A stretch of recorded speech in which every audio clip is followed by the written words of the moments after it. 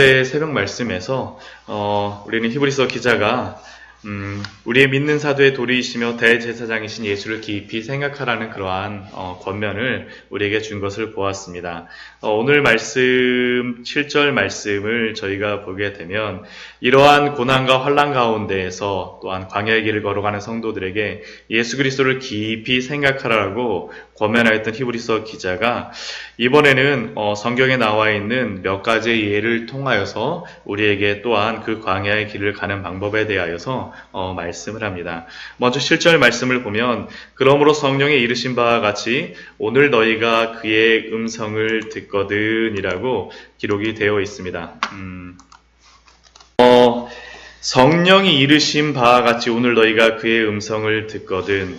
여기서 그의 음성을 우리에게 말씀하여 주시는 그러한 방법을 무엇으로서 우리에게 알려주시냐 하면 바로 성령이 이르신 말씀, 하나님의 말씀으로서 우리가 그의 음성을 들으라라고 말씀하고 있습니다. 보통 우리 같은 경우, 저희 같은 경우에 하나님의 음성을 한 번이라도 좀 들어보면 정말 내가 하나님을 더 잘 믿을 수 있을 것 같은데 라는 그러한 마음을 가지지 않습니까? 히브리서 3장 7절부터 19절까지의 말씀을 가지고 나누고 있습니다. 하나님의 음성을 직접 말씀해 주시면 그 말씀이 하나님의 말씀 한 번만 들어보면 꿈속에서라도 한번 들어보면 참 좋겠다.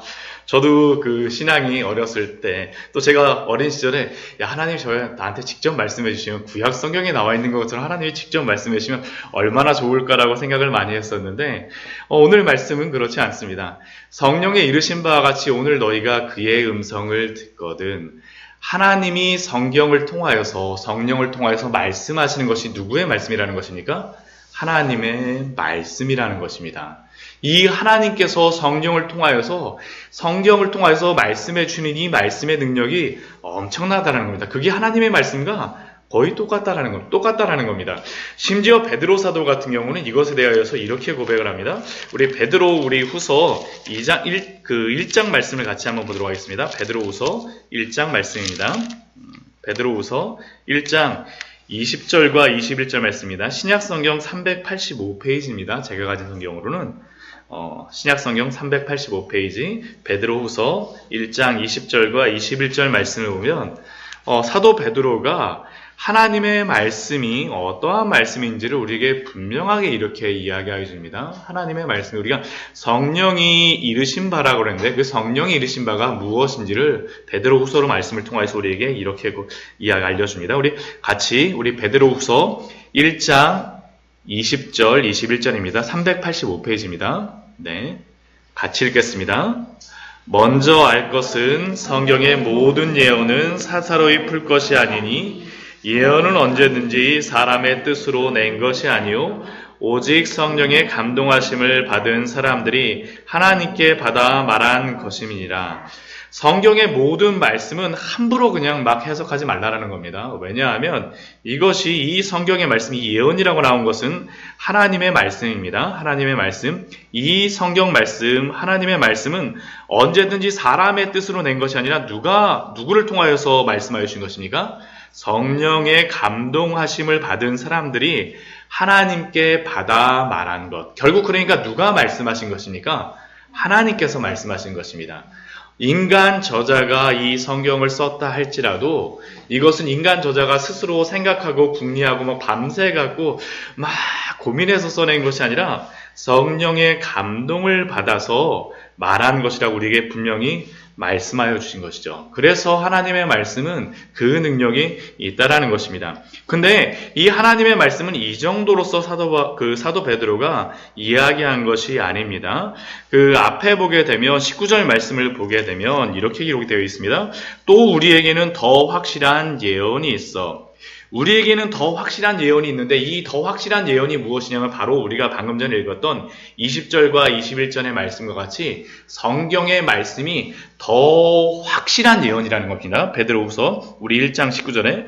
그러니까 더 확실한 예언이 성경의 말씀이에요. 그러면 이 성경의 말씀과 비교하는 것이 있지 않습니까? 그 비교하는 것을 무엇으로 이야기하냐면 그 앞에 17절, 18절 말씀에서 우리에게 이렇게 이야기합니다. 그 17절, 18절 말씀 우리 같이 한번 읽어볼게요.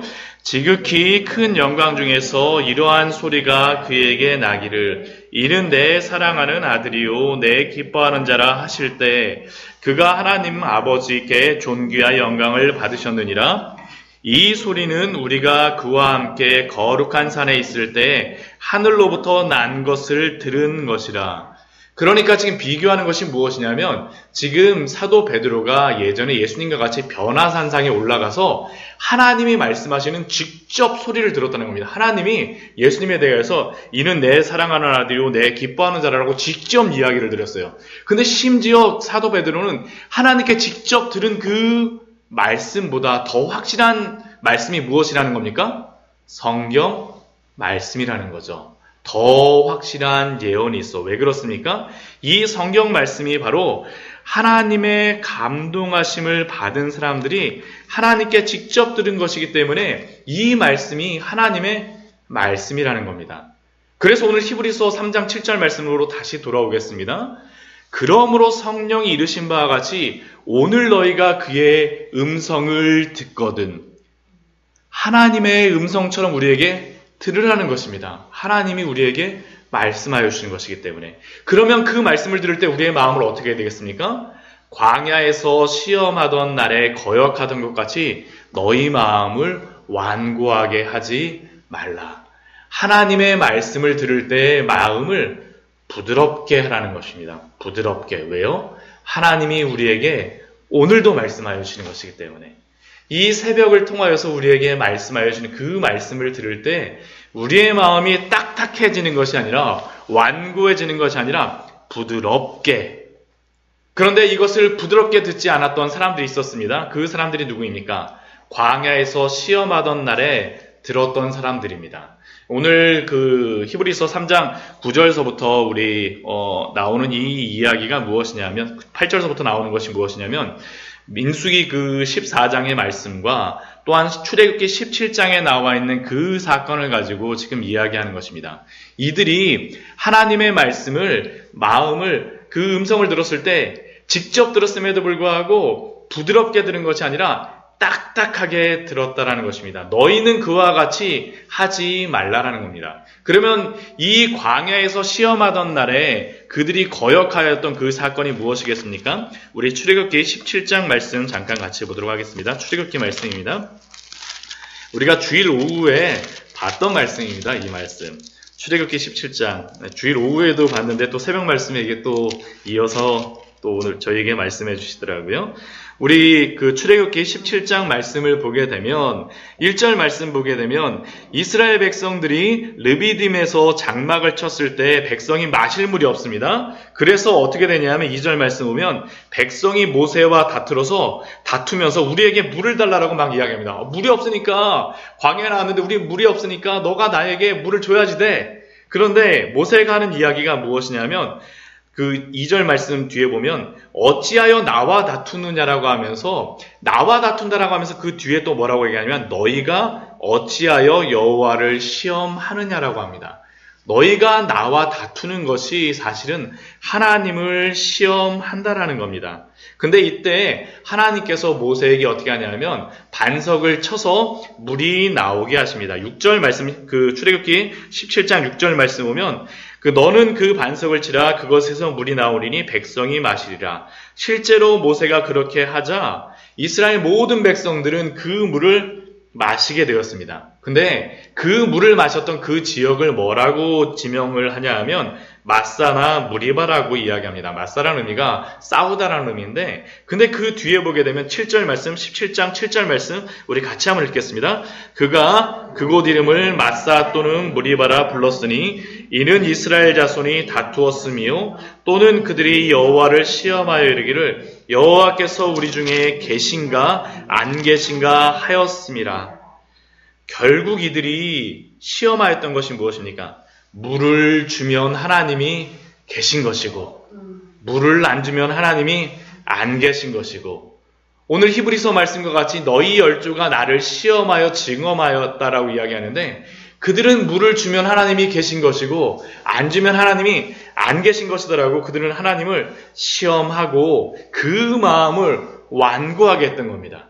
그게 바로 오늘 히브리서 3장 8절 9절 말씀에서 나오는 그러한 말씀입니다. 결국 그들은 이 광야에서 지냈던 사람들은 하나님을 시험하며 거역하며 하나님이 계시는지 안 계시는지, 또한 민수기 14장에서도 나왔던 말씀이 무엇이냐면 하나님이 그 가나안 땅에 적과 끓이는 땅에 내가 너희에게 그 땅을 줄게 하면서 그 땅을 정탐하라고 합니다. 근데 이스라엘 백성들이 그 정탐을 하러 갔다가 어떻게 합니까?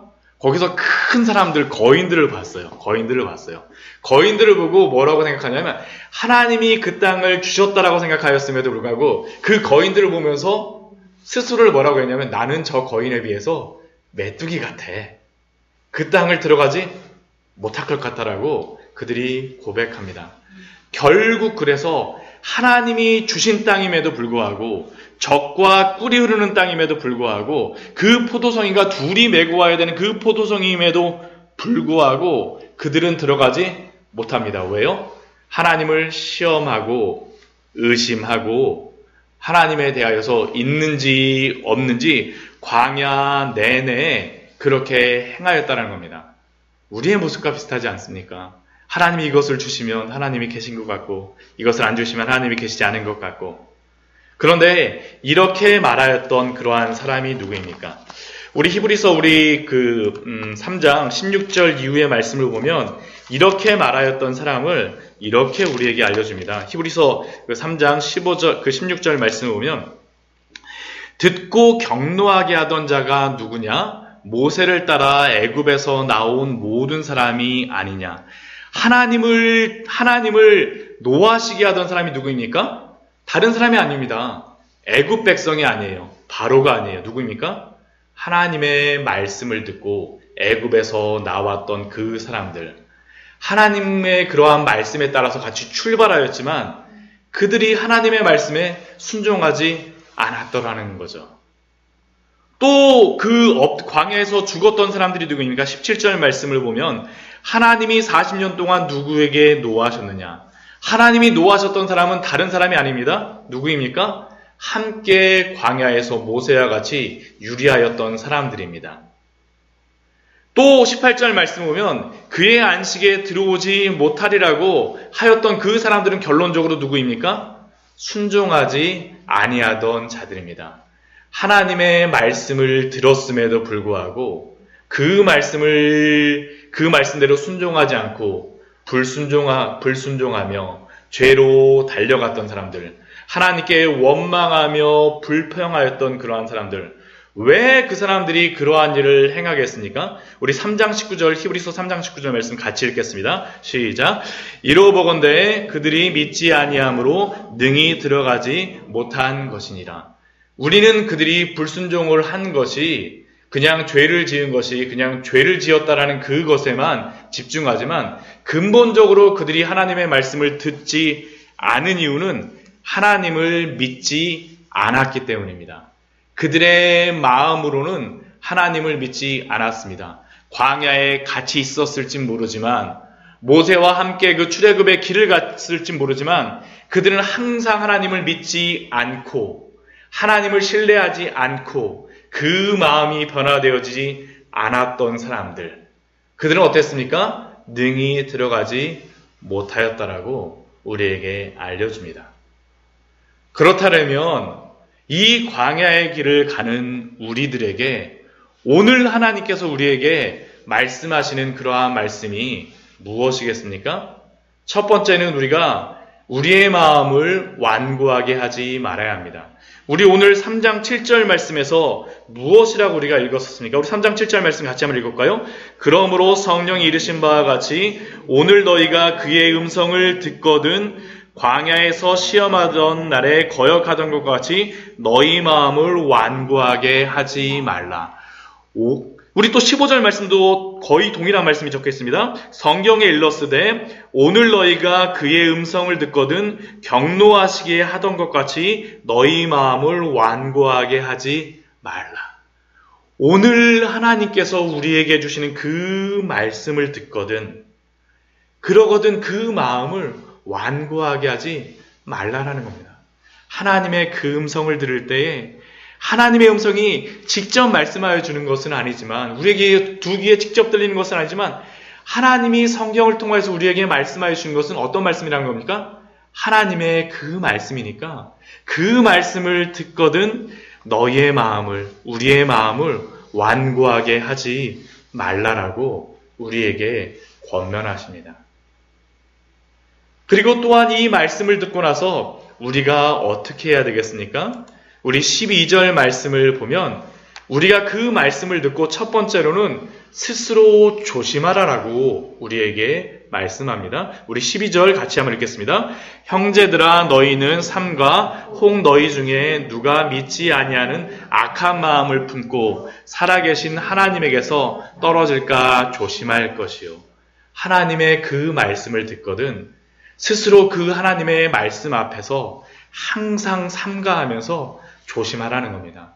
하나님의 그 음성을 오늘 나에게 말씀하여 주신 것과 같이 그 말씀에 따라서 조심하며 순종하고 마음을 완고하게 하지 말고 그 말씀을 따라 살아가라라고 히브리서 기자는 우리에게 말하여 줍니다.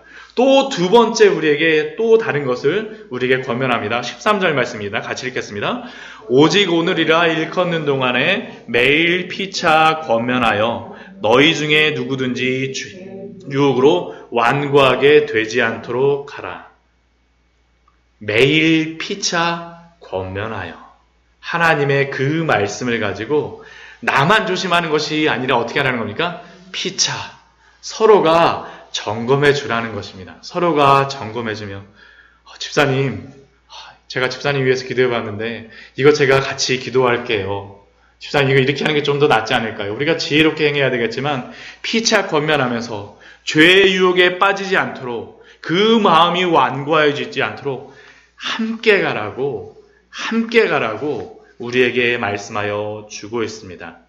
결국 하나님이 오늘 말씀하여 주시는 그 음성을 듣고 항상 나 자신을 그 말씀 앞에 세우면서 조심할 뿐만 아니라 어떻게 하라고요?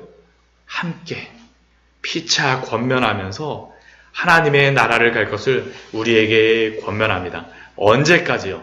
14절 말씀 보면 우리가 시작할 때 확신한 것을 끝까지 견고히 잡고 있으면 끝까지입니다. 끝까지. 오늘 하루 이 새벽 시작하는 오늘 새벽서부터 오늘 밤까지 하나님의 그 말씀을 가지고 삼가 조심하면서 또한 우리의 형제를 위하여서 서로 권면하면서 오늘뿐만 아니라 언제도요? 내일도요. 모레도요. 끝까지 인내하며 견고하게 항상 그리스도와 함께 참여한 자가 그렇게 될 것을 우리에게 권면합니다.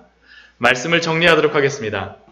오늘 우리의 히브리서 기자는 오늘 우리에게 말씀하여 주신 그 하나님의 말씀을 따라 삼가 조심하라고 권면합니다. 또한 피차 권면하라고 우리에게 말씀하여 주고 있습니다. 그 말씀을 따라 우리의 인생 끝날 때까지 우리 주 예수 그리스도와 함께 우리 주 예수 그리스도를 통해서 우리에게 주신 그 소망을 붙잡고 끝까지 믿음의 그 분투를 행하시며 가시는 우리 귀한 성도님들 되시기를 축원합니다. 같이 기도하도록 하겠습니다.